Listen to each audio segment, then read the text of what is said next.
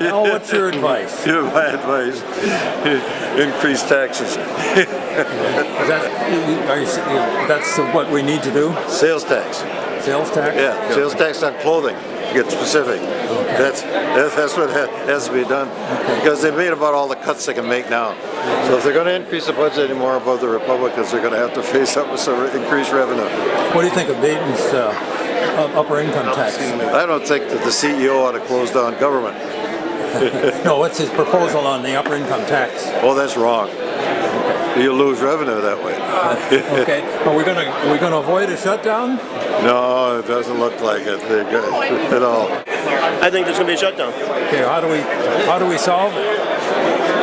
You raise revenue, and I think the Republicans who actually want to get something done, who are actually committed to jobs and people, need to cross the line and understand that revenue is necessary.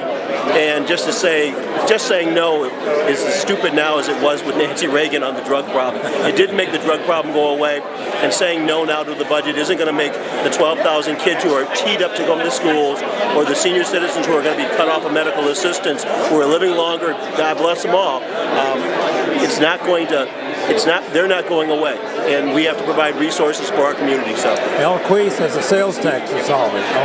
Where are you on that one? I actually proposed a sales tax on clothing, as long as we could find a way to make it less regressive by perhaps giving some periods of moratorium periods where local Minnesotans would not be, so before school sales, things along that lines. I'm concerned about families with lots of kids who've got to go out and buy a bunch of clothing. I think that would be a problem. But will that raise enough revenue? I don't know whether that would raise enough revenue. We suggested lots of different fees that could be placed that could be very directly related. For example, I suggested fees and the red light program that would raise additional revenue that we could use towards public safety. Ultimately, the conversation I got from the Tea Party members of the Republican Party was they wanted to reduce the size of government, irregardless of whether the fees would be taken out of bad guys' pockets or not. That seems to me to be short-sighted. My name's Pat Rowan, and I live in Northeast Minneapolis. It was a great event. It was very informative. I think folks had a little bit to add to some of their positions that they've had throughout the year, but it's always good to have some interaction from the audience as well to narrow it down. What do you think is going to happen? I think there'll be a shutdown. I think there's a lot of services that'll still be available, but it'll be painful for a lot of Minnesotans. How do we get out of that? There's compromise is really the only way to do it, and I think. My name's Judy Helper. I live in Edina. I'm the CEO of Jewish Family and Children's Service. I thought it was very well done, and it is a pretty good example of why I think we're going to have a shutdown. It's pretty clear that the two sides are ideologically very far apart. Do you think we are going to have a shutdown? I'm afraid that we are going to have a shutdown. How is that going to be ended? I don't know. Gene Lahammer From St. Louis Park. I think we're going to head it for a shutdown. How are we going to get out of it? Well, there'll be some revenue enhancement that won't be called a tax increase, I presume. Linnea House. I live in Minneapolis. I found it helpful in that I saw that we still have a long way to go for compromise. What do you think is going to happen?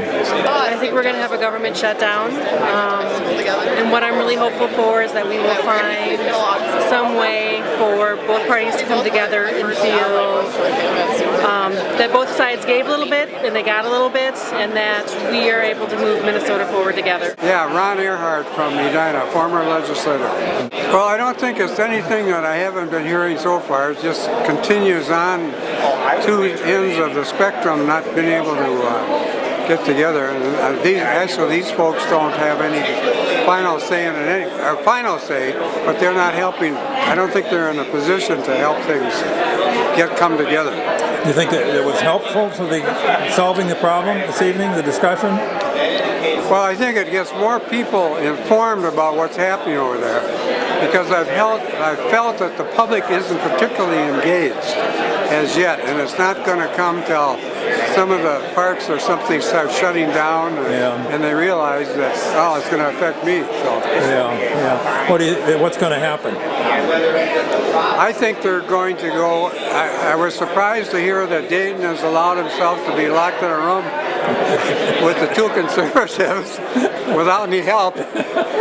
But I think we're going to go into shutdown, at least for a short time, till the rural people realize, the rural legislators realize that their cities are run on local government aid and some of those other things that they don't think about.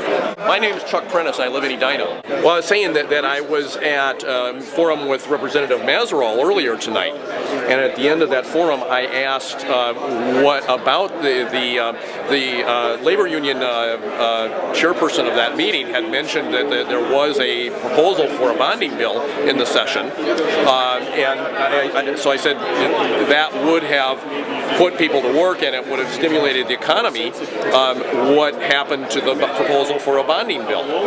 And Representative Mazerall only, his response to that was to say that bonding bills are normally done in the other year of the term, of the legislative term. Okay, what's going to happen? What will happen with the stalemate? I'm not the expert. The one thing that I heard any other, maybe pundit or expert say that I have any hope for is that some, weeks into the shutdown, perhaps some outstate Republicans whose hospitals are going to be in danger of shutting down because of the loss of funds that they're going to have under the Republican budget, whose cities are going to be in dire situation because of the loss of LGA or the cut to LGA, that maybe there might be 5 or 6 or however many it takes of them who might maybe that they wouldn't openly bolt and compromise with the Democrats, but maybe they might start putting enough pressure on within their own caucus to move things toward a compromise. That's my hope at the moment. Otherwise, I don't know what to hope for. My name is Joyce Anderson, and I live in Senate District 43 in Minnetonka. I think the freshman class needs to read another book. They seem to be quoting from the same book all the time.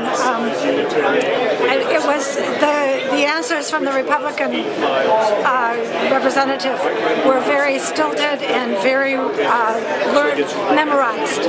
I've heard them before, and as Chuck pointed out, he's heard them even earlier tonight. Yeah, at a prior meeting by another freshman representative, and I just think they need to try some creative thinking and try some new ideas and some new approaches, because we have to do something. The state can't close down, but I really do believe it will.